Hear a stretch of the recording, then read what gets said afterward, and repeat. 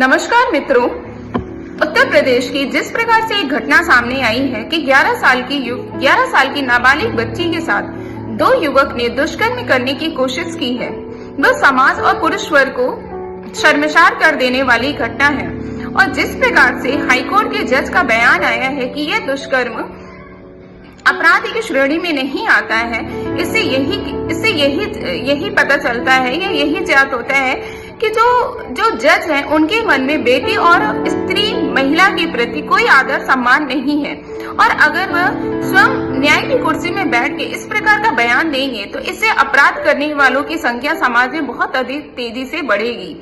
अगर हम आज वर्तमान काल की बात करें तो वर्तमान काल में ज्यादातर पुरुषों का चरित्र बहुत अधिक नीचे गिर चुका है।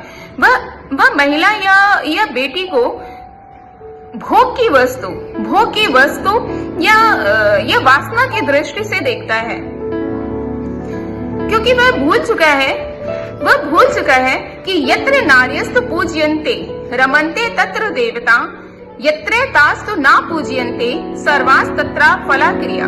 अर्थात जहाँ पर नारी का सम्मान होता है, नारी का आदर होता है, वहाँ पर देवता निवास करते हैं। और जहाँ पर नारी का अपमान होता है, नारी तिरस्कृत की जाती है या नारी का यौन उत्पीड़न किया जाता है, वहाँ पर सारे कार्य निष्फल हो जाते हैं, उस घर का स्वयं विनाश हो जाता है। यहाँ पर देवता अर्थ का मतलब ये नहीं है कि उस घर में देवता निवास करते हैं, मतलब भगवान श्री कृष्ण या भगवान विष्णु की मैं बात नहीं कर रही हूँ। मैं बात कर रही हूँ कि वहाँ पर उस घर की कीर्ति चारों ओर फैलती है, उस घर में प्रसन्नता चारों ओर छाई हुई रहती है।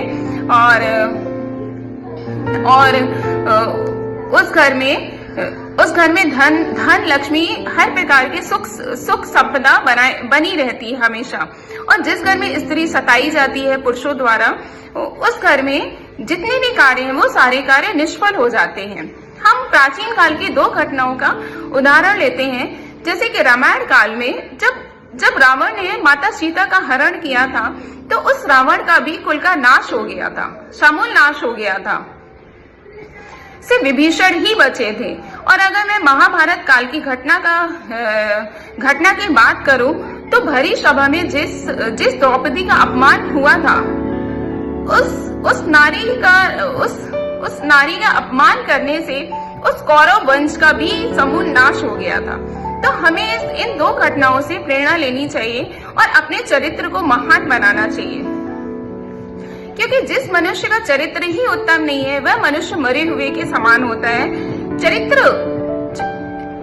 चरित्र ही व्यक्ति को महान बनाता है, तेजस्वी बनाता है, कीर्तिमान बनाता है। जिस व्यक्ति का चरित्र महान होता है उसकी कीर्ति चारों ओर फैलती है, वह अपने शत्रुओं से कभी पराजित नहीं होता है और ईश्वर भी उसकी अच्छे कार्यों में सहायता करते हैं।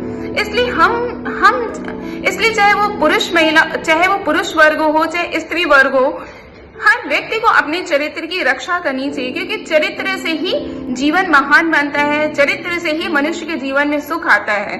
और अगर मनुष्य ने अपने चरित्र को नष्ट कर लिया तो ना उसका चाहे सामाजिक बल हो, चाहे उसका आत्मिक बल हो, और चाहे मानसिक बल हो, और चाहे शारीरिक बल हो, वो सारे क्षीण हो जाते हैं और व्यक्ति किसी भी कार्य में सफल नहीं होता है। इसलिए मैं निवेदन करना चाहूंगी आप सभी महिला और पुरुष से कि वो अपने चरित्र की अवश्य रक्षा करें, क्योंकि जो चरित्र की रक्षा करते हैं उनको परमात्मा हर तरीके का बल प्रदान करता है। धन्यवाद।